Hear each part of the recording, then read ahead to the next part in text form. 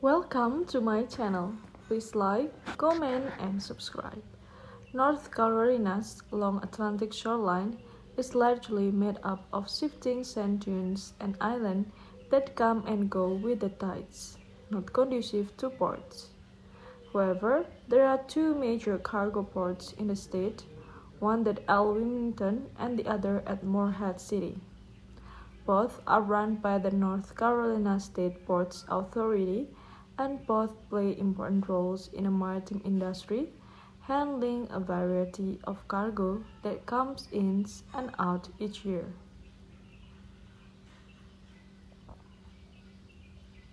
The maritime history of North Carolina is long and rich, with the first settlers from Europe arriving here by boat more than 400 years ago.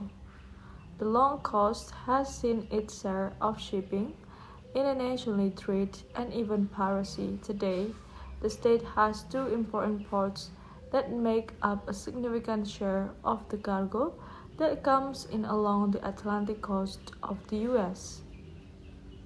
If you work here or on ships that come into the ports, you should know that North Carolina maritime lawyer could be your best ally if you are injured on the job.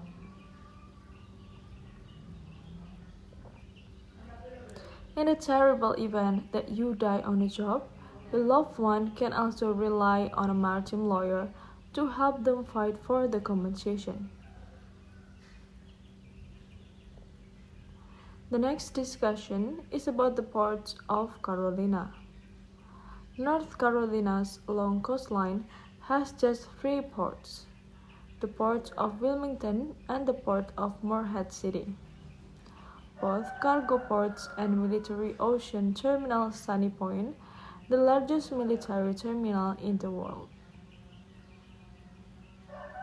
The larger of two state-run ports is the port of Wilmington, which is situated on the banks of the Cape Fear River, about 30 miles inland from the mouth of the river. It is multi-use cargo and container ports and designated foreign trade zone with facilities that can handle containers, bulk cargo, and break-bulk cargo.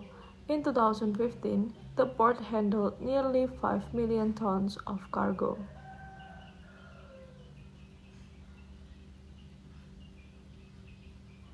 The port of Morehead City sits at one of the deepest of all East Coast harbors on an intercoastal waterway and boat sound. In addition to cargo shipping, the port has facilities for commercial and recreational fishing boats. The port handles bulk and break-bulk cargo and is the second largest port in the country in terms of the amount of rubber imported. Morehead City also leads other ports in exporting phosphate. The military ocean terminal Sunny Point is run by U.S. military and responsible for handling military materials, many dangerous.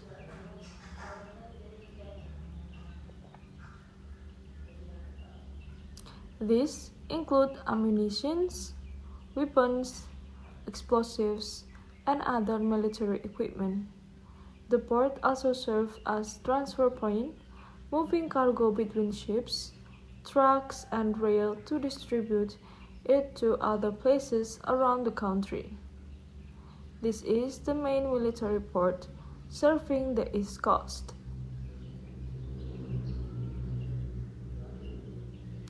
Maritime accidents in North Carolina. The maritime workplace is a dangerous one.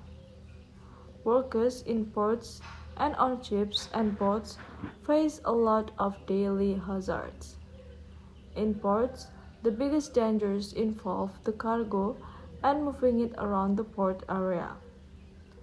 Most cargo is large and can cause a lot of damage if something goes wrong. Cargo cranes and port vehicles have been known to be involved in accidents triggered by worker miscommunications, poor equipment maintenance, or error in judgment, offshore ships cause accidents too, from sinking and capsizing to onboard fires, collisions, and equipment accidents.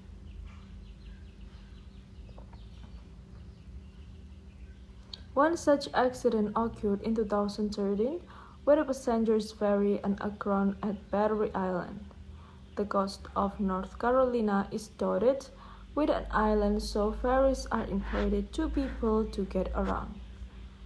In this incident, more than 12 people were hurt after running aground abruptly, causing passengers and crew members to be thrown dangerously around the ferry. The fault was found to lie with the captain of the ferry, who simply was not paying attention when the boat struck a sandbar. Another accident that occurred in the water happened in 2012 when the tall ship Pawnee sank. There were 16 people on board at the time and 3 were seriously injured. One crew member died and the captain was never found and was presumed to have died. The fault was with the captain, who made a reckless decision to sail the ship out of its port in spite of the fact that they would be going into the path of Hurricane Sandy. Port accidents are all too common as well and can be just as tragic as those happen on ships out at sea. At the port of Wilmington in 2013, a coil of wire fell into a struck worker who was knocked into a cargo hold of a ship and fell 70 feet. The worker, 23 years old, and had been working on unloading a ship when the 2,000-pound coil fell. The man was flown to the nearest hospital for treatment, but how the accident happened was not known, and he was fortunate to not have been killed in the scene.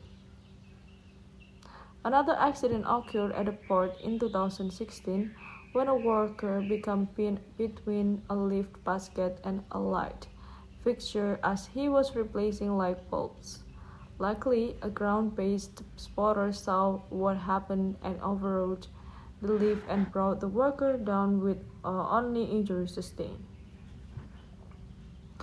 In 2001, the port of Morehead City had to be shut down entirely when several gallons of an explosive chemical spilled.